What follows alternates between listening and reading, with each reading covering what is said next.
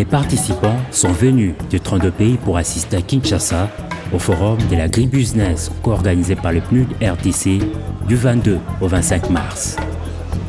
Étaient présents des ministres, des entrepreneurs, des ambassadeurs, chefs de coopération technique, représentants des secteurs privés et publics, petits, moyens et gros producteurs, banquiers et assureurs. Pendant 4 jours, 444 personnes ont discuté sur l'agriculture, l'agroalimentaire, l'agro-industrie et ses filières dérivées.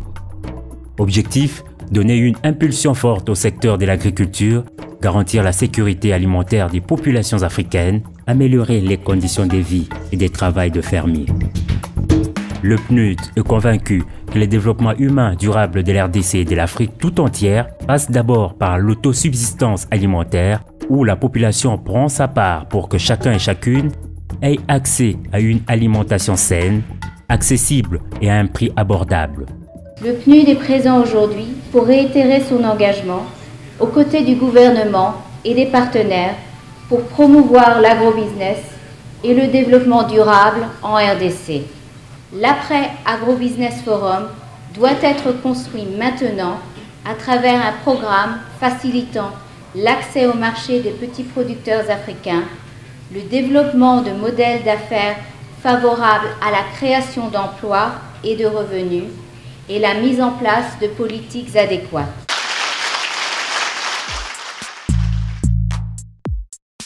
Social impact of an agricultural project is tremendous. Every dollar invested in the agricultural food chain, you create $2, $3 or $4 invested in or generated for the social impact. C'est grâce à vous, le PNUD. Aujourd'hui, si je deviens une femme entrepreneur, vous m'avez octroyé un prix en 2005 de $1000 à cette époque. C'était beaucoup. C'est grâce à ça que j'ai commencé mon unité de production. Les producteurs qui étaient petits, surtout des femmes, des productrices qui sont trop petites, qui ne sont pas reconnues, deviendront des grandes productrices. Pourquoi pas faire des entreprises? Dans ce forum, nous voulons que ceux qui sont venus puissent faire la transaction de nos produits locaux, puissent aller aussi de l'extérieur. La RDC dispose de 80 millions d'hectares de terres arables et près de 80% de la population travaille dans l'agriculture et ses secteurs dérivés. En 2030, la planète comptera 9 milliards d'habitants. À elle seule, la RDC sera capable de nourrir 3 milliards de terriens si les conditions économiques sont réunies. La RDC pourrait donc devenir le grenier de la planète. Mais à ce jour, la production congolaise est insuffisante pour nourrir sa propre population et l'État doit recourir aux importations massives.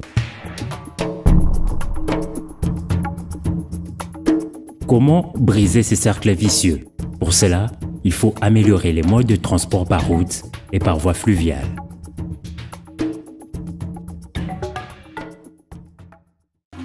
Pour éviter que la production ne pourrisse sur pied, il faut construire des entrepôts et améliorer les méthodes de conservation. Il faut aider les agriculteurs à faire face au choc climatique, à avoir accès au marché, aux semences et aux engrais de qualité.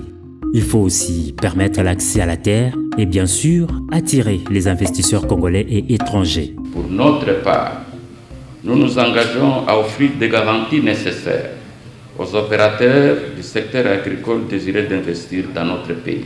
Le cap vers l'émergence que vient de prendre la République démocratique du Congo conduira certainement à la création d'une classe moyenne dotée d'un pouvoir d'achat conséquent.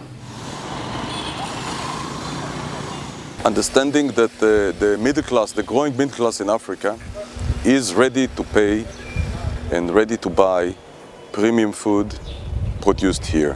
I'm a strong believer in investing in agriculture in Africa. Coming to the DRC was only natural for us. The country is blessed with natural agricultural resources, plenty of land, good working power, and the market.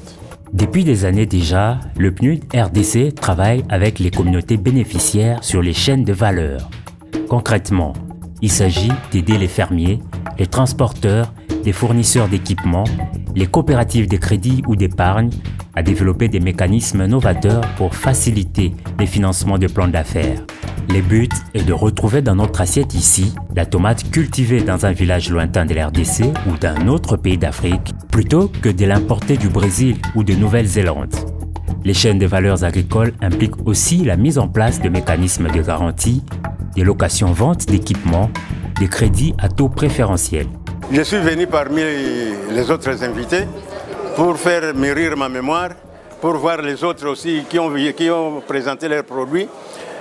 Ça va m'aider à avancer. Chez nous, à la province du Nord Kivu, les cultivateurs cultivent plusieurs sortes de céréales. J'ai beaucoup de demandes. Alors, comme nous travaillons encore à la main, nous n'avons pas de machines pour emballer. Nous travaillons, par exemple, 50 cartons par jour. Or que la demande nous demande à peu près 500 cartons par jour, mais je n'arrive pas à satisfaire mes clients. Puisque nous emballons à la main, il faut que j'aie des machines qui travaillent vite pour bien produire et pour que les produits arrivent dans toute la République et à l'étranger. Vous avez d'un côté une bonne production, mais vous avez de l'autre côté l'absence de méthodes de conservation et de transformation. Je pense que si nous arrivons à résoudre ces problèmes, on pourra parfaitement nourrir la population, exporter dans la CEMAC et pourquoi pas au niveau international. Je pense que si on arrive à mettre en place des petites structures, des mécanismes qui vont permettre de commercialiser nos produits, la priorité sera de nourrir notre population, bien évidemment, mais aussi de fournir nos industries agroalimentaires qui importent massivement. Au cours de ce forum Agribusiness, 1200 rencontres B2B ont eu lieu. Notre souhait est de voir ce forum déboucher sur une déclaration d'engagement forte et concrète de tous les participants. En effet, les agriculteurs, la RDC et l'Afrique ont la volonté et les capacités de contribuer à la sécurité alimentaire et de réduire la pauvreté dans le cadre de l'émergence du continent. Le forum Agribusiness s'est achevé sur une déclaration approuvée par acclamation par tous les participants. Cette déclaration contient 10 recommandations concrètes pour réellement booster le secteur de l'agriculture, de l'agro-industrie et de l'agroalimentaire en RDC et en Afrique. Ces recommandations concernent notamment la recherche de financements innovants, l'accès aux équipements, aux infrastructures et à la formation professionnelle, l'intégration des femmes et des jeunes, l'ouverture de marchés régionaux et internationaux, la problématique du foncier et l'aménagement des sols africains, le respect des exigences environnementales et la recherche agronomique. Les défis sont connus, les moyens sont disponibles, à chacun et chacune de se retrousser les manches pour y arriver.